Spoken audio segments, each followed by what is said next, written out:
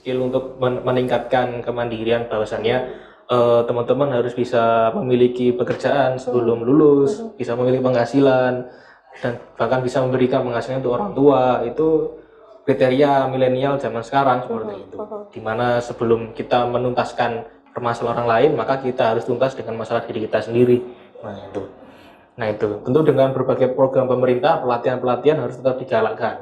Pelatihan-pelatihan, kemudian tempat magang, tempat bekerja, beasiswa, pemerintah harus memiliki perhatian yang besar terhadap anak muda. Ya, Assalamualaikum warahmatullahi wabarakatuh. Halo pemirsa Sultra TV, hari ini inilah podcast bekerja sama dengan media, inilah Kendari.com dan juga Sultra TV kembali hadir menyapa Anda. Dan pada hari ini, podcast untuk edisi hari ini kita lebih banyak berbicara tentang generasi muda. Kenapa? Karena hari ini saya sudah kedatangan tamu, yaitu Nasir Effendi, Ketua Umum Pimpinan Pusat Ikatan Pelajar Muhammadiyah. Saya panggilnya Nasir aja ya? Ya, boleh. Kayak gimana nih kabarnya? Sehat, alhamdulillah. Oke, pertama kali ke Kendari? Ini yang kedua. Kedua kali ya, yang kedua. Oke. Baik, nah kalau hari ini, podcast hari ini, kita mungkin lebih banyak berbicara generasi milenial ini bisa apa sih di era sekarang ini. Nanti juga Mas Effendi bisa memberikan gambaran seperti apa eksistensi dari Ikatan Pelajar Mahasiswa Muhammadiyah untuk berpartisipasi dalam pembangunan. Nah, sebelumnya Mas, saya mau tanya dulu nih, kalau secara umum Mas Effendi melihat generasi muda hari ini gimana Mas? Secara umum saya melihat generasi sekarang sangat problematik ya, sangat memiliki banyak hambatan sekaligus peluang gitu. Jika bisa memaksimalkan peluang itu sangat luar biasa, tapi di sisi lain jika tidak bisa memanfaatkan peluang itu juga menjadi jatuh sejatuh-jatuhnya gitu. Dan sekarang tantangannya sangat berat. Sekarang pemuda sekarang dihadapkan dengan situasi yang serba mudah. Iya. Serba mudah, serba cepat, kemudian serba instan. Dan itu mempengaruhi pola pikir anak-anak muda, sehingga mindset cepat jadi.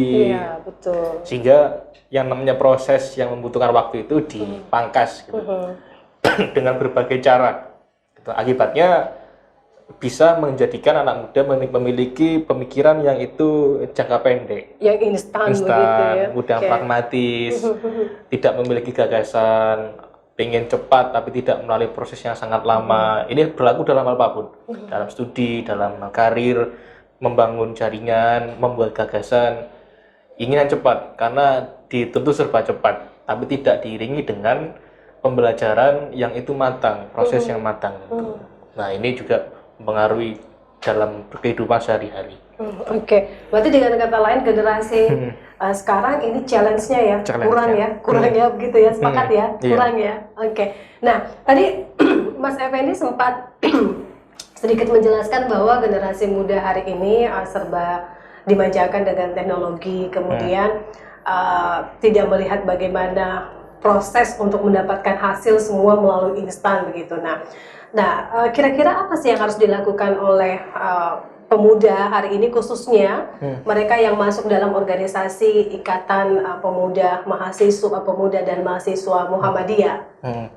Tentu yang harus disiapkan adalah time management, itu sangat penting. Time management, bagaimana mengatur ritme dalam berorganisasi, belajar, kemudian serta melakukan aktivitas-aktivitas yang lain. Ini sangat penting, diatur ritmenya, time manajemennya.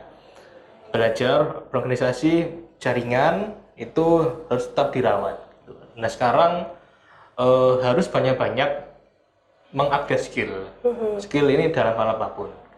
Bagi teman-teman yang aktif dalam organisasi, komunitas, itu untuk memperluas jaringan. Karena antara jaringan, koneksi, networking dengan skill yang kita miliki itu bisa menjadikan anak-anak muda itu survive di masa yang akan datang. Kalau skill saja, upgrade skill tapi tidak memiliki networking, kolaborasi, kerjasama juga tidak bisa. Kerjasama juga, kolaborasi tapi tidak diiringi dengan skill yang dimiliki juga tidak bisa.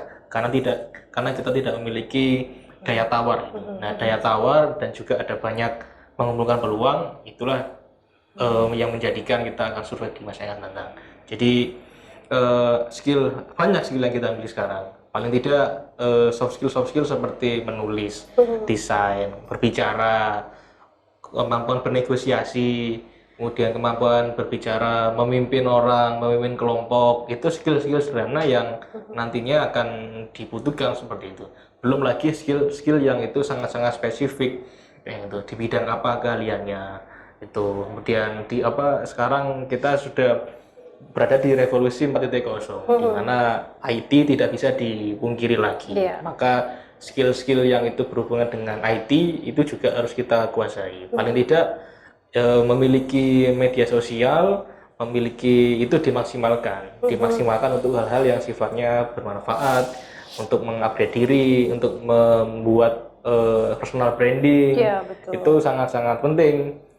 Mungkin sekarang belum terlihat, tapi nanti di 5 tahun, 10 tahun akan datang, pasca setelah sekolah, setelah kuliah, setelah organisasi, itu akan membuat setiap dari diri kita itu menjadi berharga. Gitu. Oke, berarti media sosial tidak hanya dimanfaatkan hanya sekedar selfie saja ya, tetapi bisa lebih bermanfaat begitu. Tapi kalau menurut Mas Effendi sendiri, kalau melihat peran dari pemuda hari ini untuk pembangunan seperti apa? Sebelum kita bicara tentang eksistensi Ikatan Pemuda pelajar mahasiswa Muhammadiyah. Sangat banyak sebenarnya yang bisa kita ambil. Peran-peran kecil, peran-peran besar gitu. Dalam ranah akademik bisa, dalam ranah sosial bisa, dalam ranah teknologi, dalam ranah komunitas, di dalam pemerintahan, di luar pemerintahan, di dalam Persyarikatan Muhammadiyah, di luar Muhammadiyah, sangat banyak sebenarnya yang bisa kita ambil peran untuk bisa membantu proses pembangunan bangsa ini. Nah, dalam dunia pendidikan kita tentu yang bisa kita ambil bagaimana kita bisa sekolah setinggi-tingginya gitu, itu juga menjadi bagian dari pembangunan bangsa sesuai dengan Undang-Undang Dasar 45. Kemudian bagaimana kita secara sosial gitu kan, mendirikan komunitas-komunitas, kemudian juga menjadi agent of change, terutama sekarang di isu lingkungan. Itu juga bagian penting karena ketika kita bicara soal isu lingkungan, maka itu menjadi isu yang multi perspektif, multidimensional, tidak hanya untuk kalangan tertentu saja, karena semua orang di muka bumi, semua kelompok, semua pasti nantinya akan mendapatkan sebuah bencana yang menghadapi resiko, maka kesadaran lingkungan juga menjadi bagian penting gitu. Terus bagaimana kita meningkatkan prestasi secara organisasi maupun secara individu, itu juga tidak kalah penting kayak gitu. Prestasi non akademik, akademik itu bagian dari pembangunan bangsa juga, jadi sangat banyak. Terus juga pengabdian harus banyak. Sekarang pengabdian di masyarakat gitu ya, sejenis KKN, kuliah kerja nyata, kemudian aktif sebagai volunteer. Itu sekarang sangat-sangat diminati oleh kalangan milenial gitu. Aktif dalam gerakan filantropi, penyadaran lingkungan, kemudian sosial, kemudian yang sifatnya fundraising, itu juga bagian dari yang bisa kita lakukan untuk dalam rangka sedikit menuntaskan apa yang belum dituntaskan oleh pemerintah. Dan posisi IPM sendiri seperti apa di tengah masyarakat dan juga pemerintah? Jelas IPM sebagai organisasi yang berdiri di atas tingkat pelajar ya. IPM itu audiensnya itu di kisaran umur 10, 12 tahun hingga 24 tahun. Jadi kita berdiri di atas posisi SMP, SMA, dan sebagian ada yang di S1 atau S2, tapi lebih banyak yang di SMP, SMA. Nah, ini menjadi penting karena IPM hadir itu untuk mewadahi satu keinginan, kebutuhan, dan minat bakat dari para pelajar itu, minat akademik, non akademik, semuanya itu. Yang kedua adalah bagaimana IPM ini hadir untuk sebagai agen perubahan di agent of change gitu.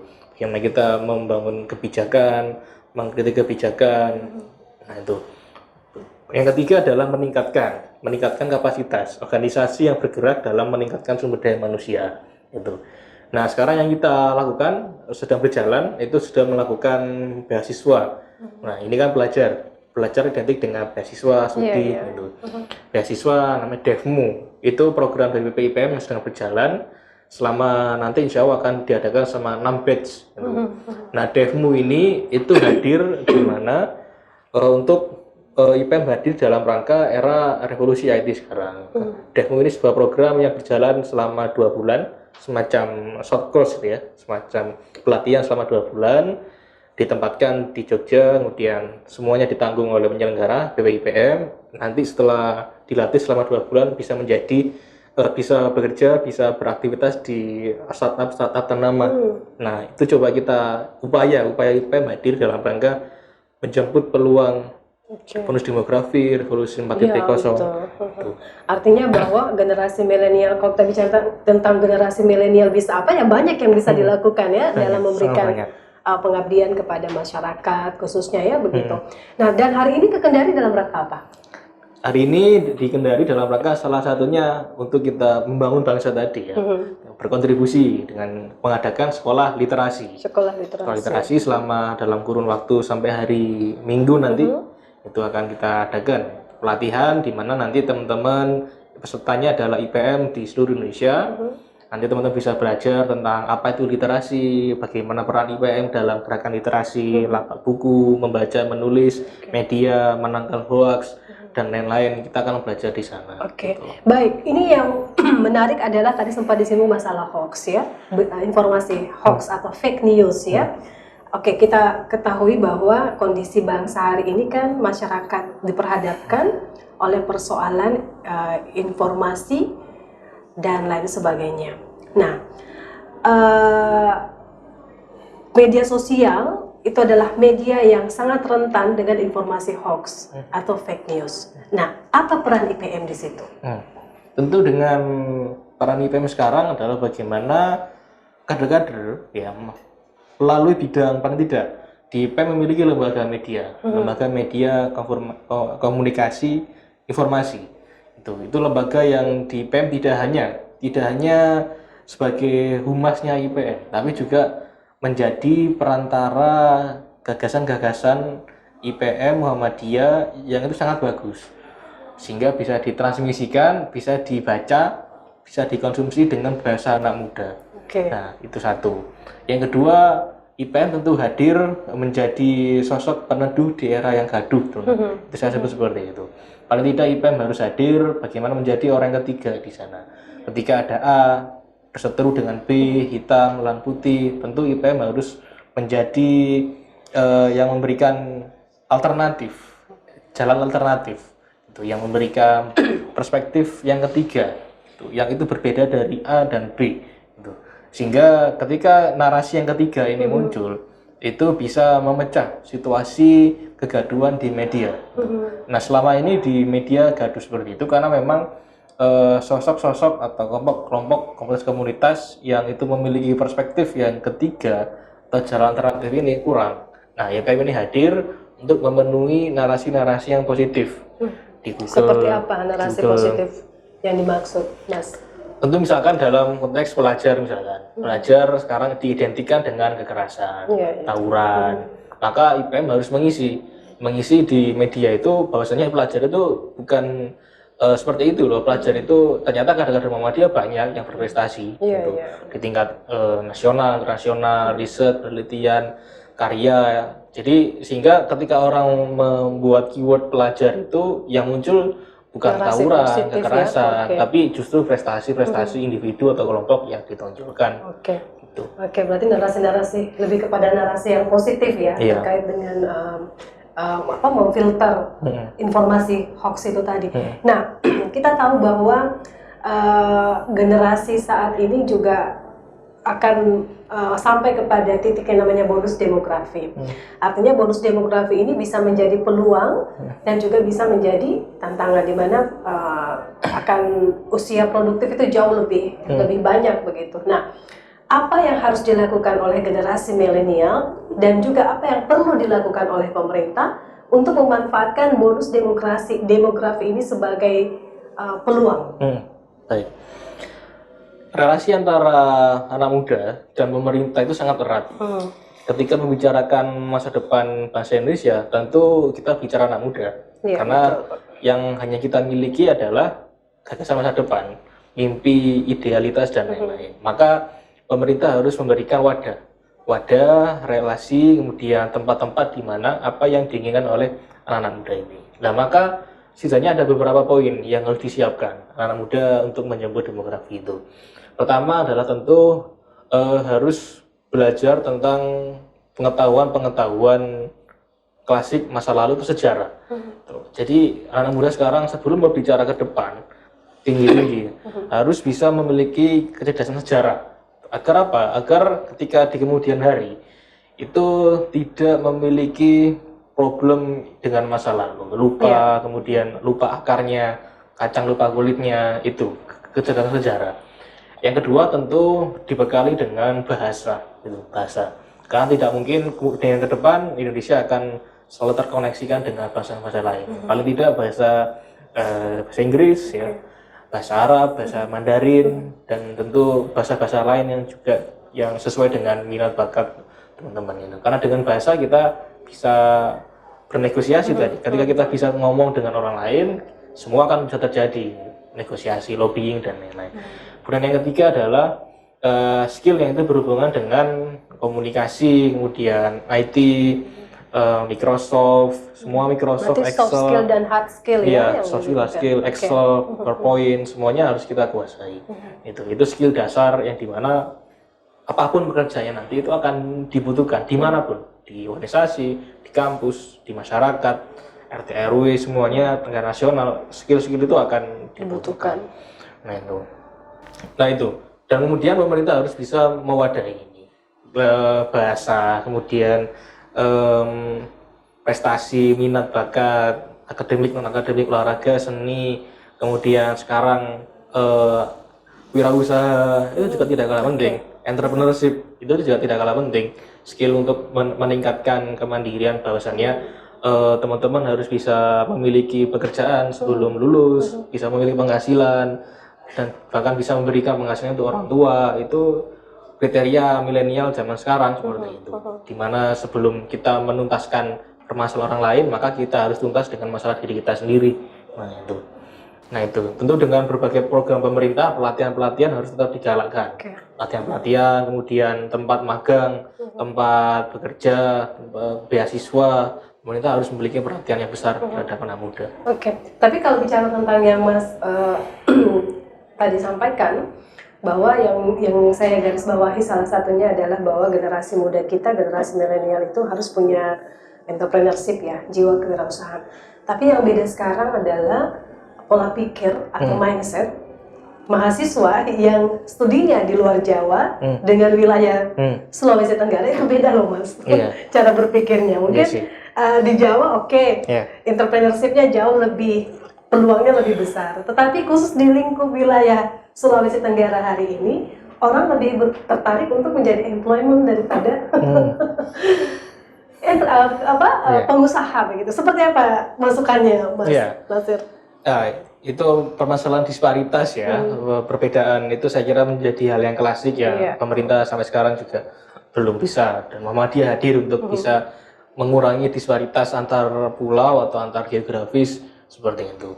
Maka setidaknya gini, apapun ya, dimanapun kan, menjadi bos atau menjadi entrepreneurship atau menjadi employee, menjadi karyawan, tentu semangat sebenarnya, spirit meskipun di sini memiliki kecenderungan untuk menjadi employee seperti itu, karyawan, tapi setidaknya spirit itu ada. Misalkan memiliki usaha sampingan, bisa belajar desain, dan desainnya bisa menghasilkan uang. Jadi meskipun memiliki pekerjaan yang penuh waktu, rutin, tapi tetap memiliki spiritnya di sana, memiliki penghasilan tambahan.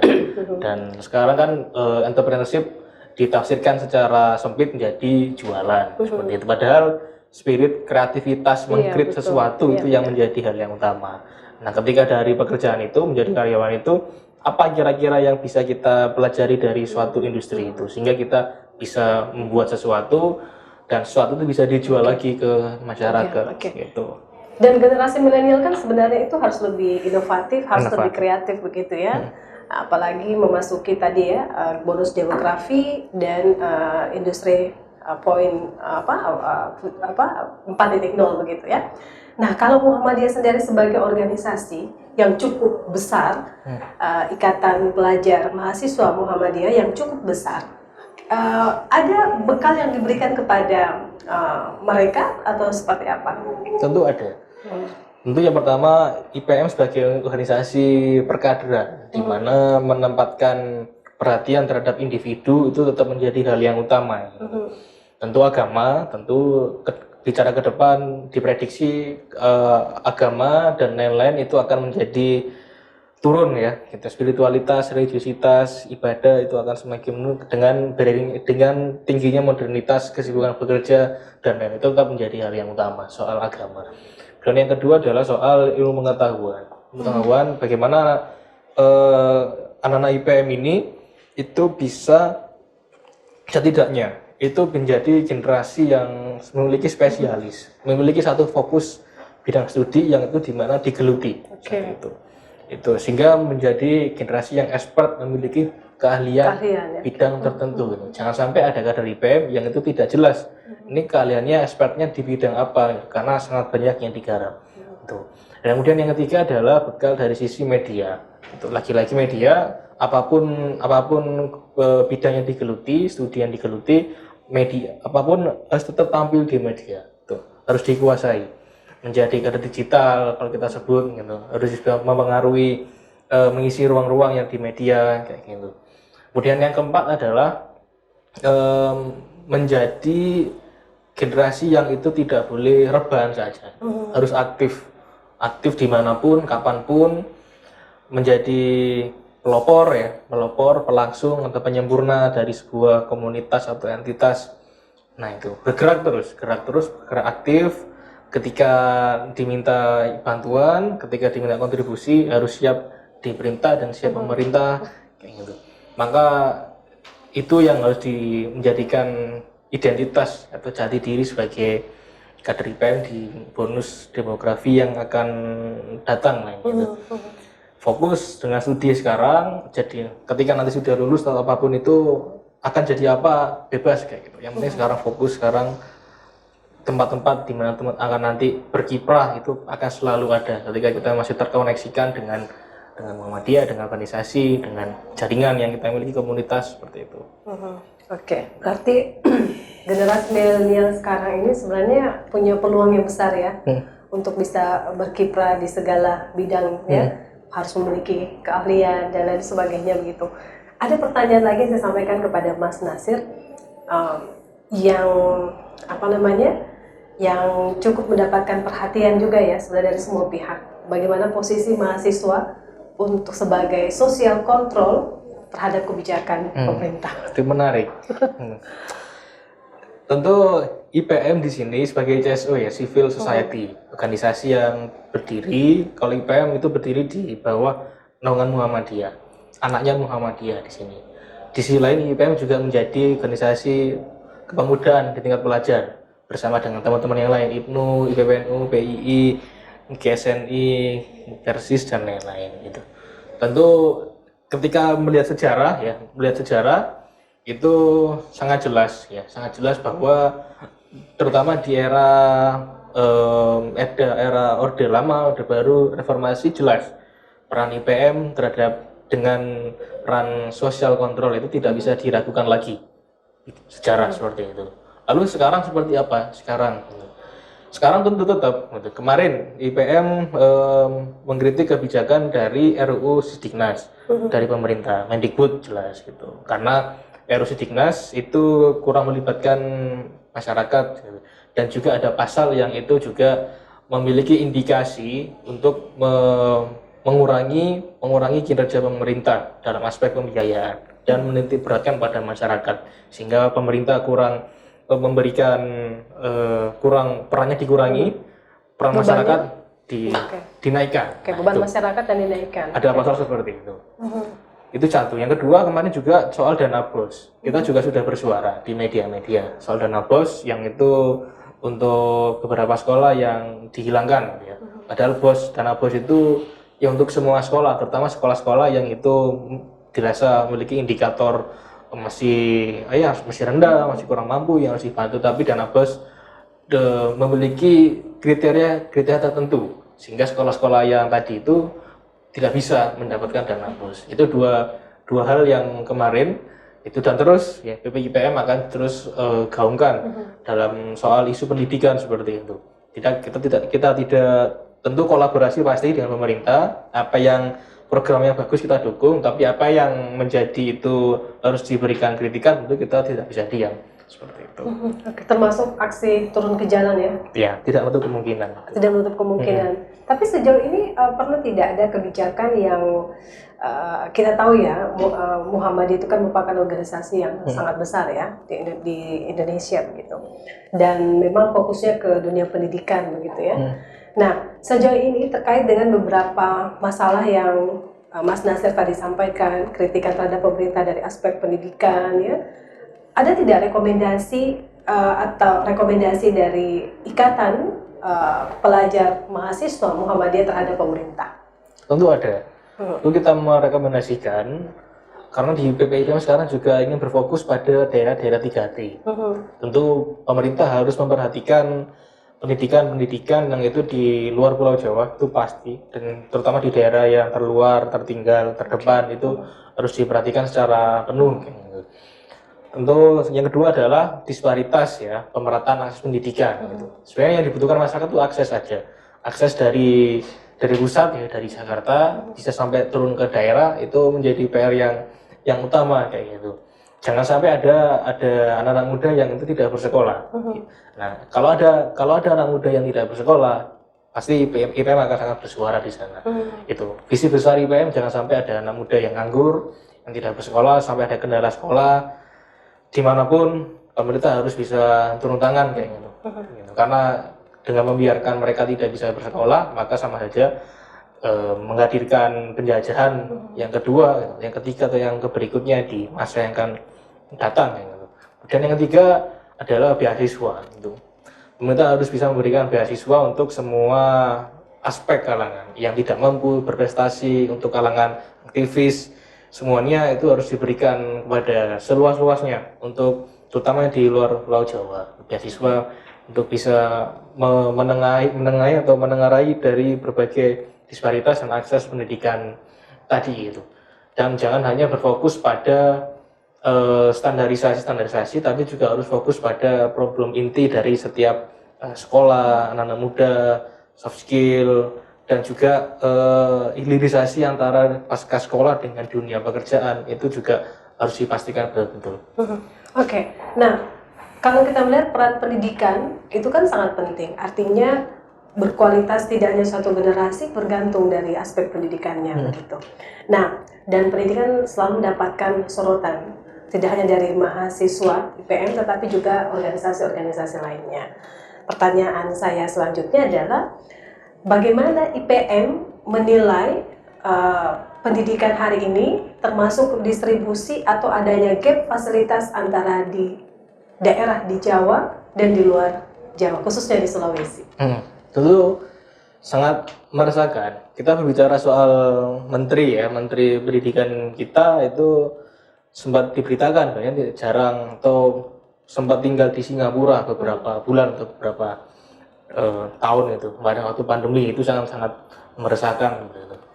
Pemerintah yang kurang turun, menteri yang kurang memperhatikan, belum bisa melihat realitas sebenarnya dari masyarakat itu, apalagi sampai ke luar Pulau Jawa, di Sulawesi dan lain-lain. Itu menjadi notis bahwa pendidikan masih dinikmati atau dikonsumsi oleh hanya beberapa kalangan saja kayak gitu. Nah, maka diperlukan kehadiran juga dari berbagai pulau itu tadi menjadi perwakilan. Bagaimana PR-nya adalah apa yang dari pusat Jakarta ini tetap bisa sampai kan gitu. Nah, sekarang kan terputus di sana. Nah, maka pemerintah harus memastikan bahwa fasilitas, akses, beasiswa dan lain-lain itu bisa sampai turun ke daerah. Buku paling tidak, buku-buku di Perpusnas itu sangat banyak buku. Maka harus diperhatikan, apalagi Perpusnas dari Sulawesi orangnya. Itu sangat harus banyak diberikan ke sana kayak gitu. Nah, maka pemerintah harus banyak turun ke daerah. harus banyak-banyak turun ke lapangan gitu. Jangan terlalu banyak di belakang PC atau laptop kayak gitu. Jangan menjadi menteri meja lah kayak gitu. Kira-kira seperti itu. Harus banyak lapangan karena apa yang dilihat dari sisi atas dan dari sisi bawah itu jelas sangat berbeda gitu. Itu. Tapi kalau menurut Mas Nasir sendiri, sejauh ini kritikan apa yang mewakili generasi milenial yang disampaikan kepada pemerintah? Kira-kira apa poin pentingnya yang ingin disampaikan kepada pemerintah, tidak hanya dari aspek pendidikan, tetapi juga aspek-aspek lainnya yang cukup meresahkan generasi milenial hari ini? Ya sangat meresahkan bagaimana pemerintah sekarang itu masih berfokus pada hal-hal yang itu sifatnya jangka pendek menguntungkan dan jangka pendek dan sifatnya populis, kuantitatif yang berhubungan dengan angka jumlah yang besar gitu. Padahal kalau bicara sekarang milenial, anak muda sekarang itu sudah mendekati 50% dari jumlah penduduk di Indonesia. Nah, maka ini aset berharga ketika tidak diperhatikan, maka ini menjadi bombardir sendiri bagi pemerintah. Cepat atau lambat, milenial itu memiliki karakteristik yang itu random, sulit diprediksi gerakan-gerakannya, apapun bisa terjadi. Sekarang di media sosial ada apa, besok tidak bisa terprediksi akan menjadi hal apa. Nah, maka ketika tidak diperhatikan, dikhawatirkan akan ada suatu kekagetan di negara kita. Saya tidak tahu apapun itu. Tapi menjadi diprediksikan ya, begitu. Okay. Semacam ada banyak anarko, kekerasan, tindakan kemudian kriminal. Itu sebenarnya anak muda sebagai korban sebenarnya, bukan sebagai pelaku dalam posisi ini.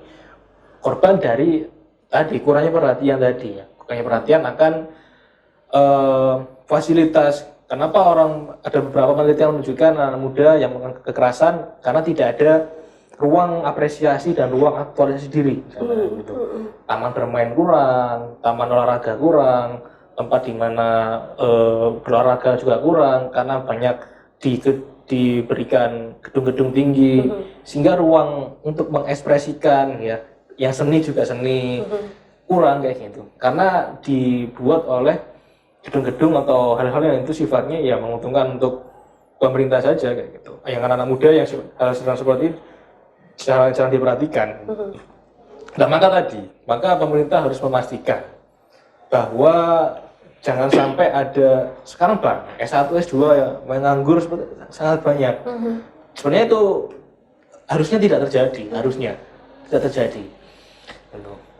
Harusnya kan setelah lulus dengan jumlah SDM sumber daya manusia dengan jumlah SDA sumber daya alam itu sangat-sangat bisa kayak gitu untuk mengelola negara ini menjadi negara yang besar gitu. Hanya saja ada beberapa hal yang keran-keran yang sengaja ditutup di sini. Nah, maka harus dibuka sebanyak mungkin kayak gitu. Nah, maka paling tidak gitu. Dengan program pemerintah itu teman-teman bisa mendapatkan ya paling tidak bisa memiliki anggaran buku lah, belajar buku 1 bulan 1 juta misalkan, agar teman-teman bisa belanja buku itu seperti belanja sayur lah kira-kira kalau di Cina kayak gitu. Saya mendapatkan seperti itu. Tapi sekarang kan mahasiswa malas baca ya. Mendapatkan seperti itu. Belum lagi perpustakaan. Kan sekarang sekolah-sekolah atau kampus-kampus itu bahkan lebih bagus masjidnya daripada perpustakaannya. Ya tidak salah, tapi memang ya karena sekolah fokusnya pendidikan, buku diperbanyak, buku-buku yang lama-lama, nah itu sangat-sangat kurang di sana, kayak gitu. Itu sih. Literasi ya, paling pentingnya itu literasi sendiri. Tapi kalau yang tadi Mas Effendi, Mas Nasir mengatakan bahwa seharusnya tidak ada generasi muda kita yang lulusan S1 ataupun S2 itu menjadi pengangguran begitu. Apakah itu ada kaitannya dengan maraknya masuknya tenaga kerja luar sehingga mempersempit ruang bagi lulusan kita untuk bekerja atau seperti apa pandangan? Tentu ada. Saya pernah mengatakan beberapa forum jangan sampai kita menjadi tamu di negeri sendiri atau di rumah sendiri. Ya, itu akan diprediksi.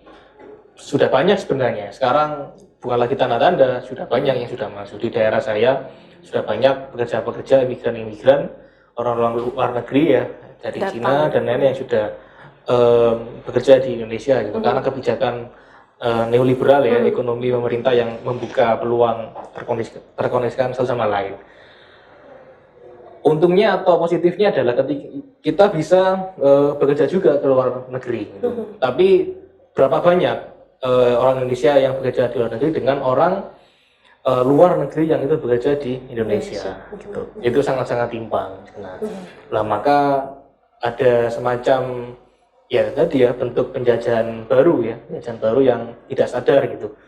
Kalau dulu penjajahan secara fisik jelas perang, kalau sekarang penjajahan secara pikiran, ekonomi, pendidikan gitu dengan banyaknya dosen dari luar negeri memang terlihat bagus gitu kan. Tapi juga di sisi lain kita juga harus menuntut diri, mempercepat ekskalasi diri, meningkatkan kualitas, tapi juga memastikan jangan sampai slot-slot atau spot-spot yang harusnya itu memang untuk orang Indonesia gitu. Jangan sampai itu diisi oleh orang-orang yang di luar kayak gitu. Bahwa memang ada spot-spot yang itu beberapa orang Indonesia yang belum bisa memaksimalkan karena memang juga secara pendidikan juga kurang. Tapi jangan sampai itu menjadi diperbanyak gitu. Tapi bagaimana ya yang belum secara scaling up ini harus terus di-upgrade sama pemerintah kayak gitu.